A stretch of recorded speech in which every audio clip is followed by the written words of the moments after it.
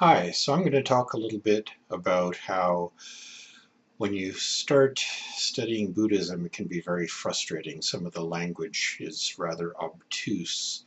I'm going to talk a little bit about how if you pursue learning Buddhism as if you were learning a language, it can be very helpful. So by way of background, some of the wording can be a little mind-bending and off-putting. For example, let me read you a little bit from the Diamond Sutra. What the Buddha has called the highest transcendent understanding is not in fact the highest transcendent understanding. That is why it is truly the highest transcendent understanding. Well, when I first read this, it's like, well, is it or isn't it? So there's an awful lot of that, and it can really be quite off-putting.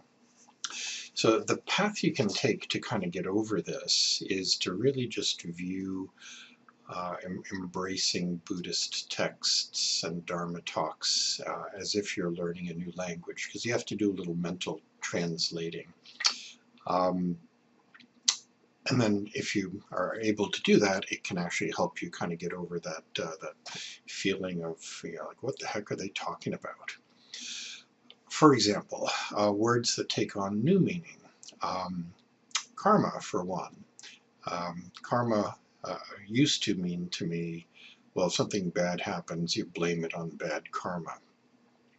And I've come to view karma totally differently now. Karma isn't really tied to the past so much as something to keep in mind in day-to-day life when we choose the actions we take. It's more forward-looking and really more in the moment. It's what guides you in the present moment. So totally different perspective for the word there. Suffering is another word that has taken on a different meaning. Way back when I was convinced that, I didn't really suffer. Suffering is what happens to, people who are starving in other parts of the world, and sickness and all that kind of stuff. But so now I've taken on a different understanding of what suffering is all about. It's more just a discontentment. So you have to turn on your little mental translator so as to avoid getting hung up in thinking that somehow we're above suffering. Another biggie is there'll be endless references to things that don't exist, they're unreal, they're empty. And you could be led to believe that Buddhism is a very nihilistic philosophy, where indeed it really isn't. Again, you have to turn on your mental translator and just translate that to things do not exist independently. They coexist and are dependent on really everything else, and are impermanent.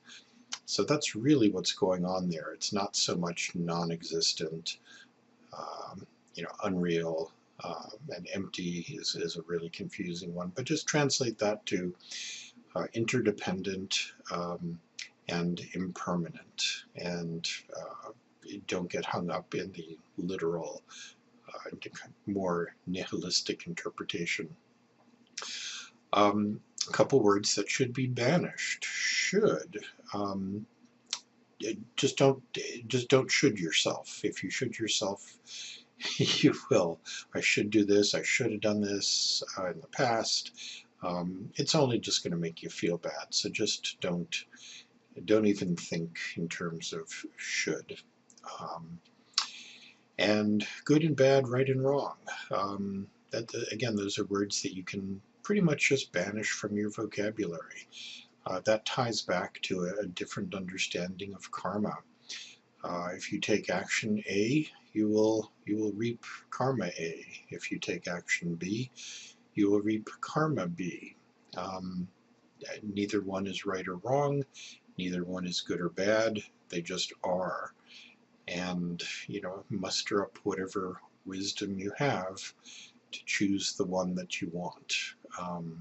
And that's a way to just think of things differently, um, and in a much less judgmental way.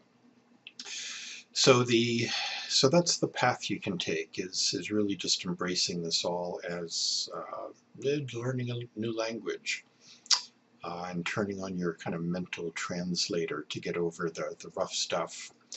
The fruit of your efforts is that when you read Buddhist texts and listen to Buddhist Dharma talks, um, they'll actually start to make sense, and you'll realize there really aren't there aren't any contradictions. It's really just learning a new language and a different way of looking at things.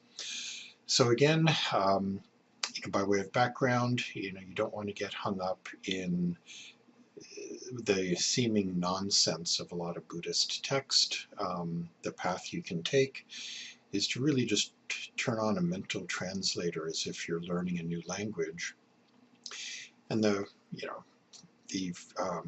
fruit of your efforts becomes less frustration with some of the seeming gobbledygook that you come across in Buddhist texts. Well, I hope this helped, and may you be well, may you be happy, may you know love, may you know peace.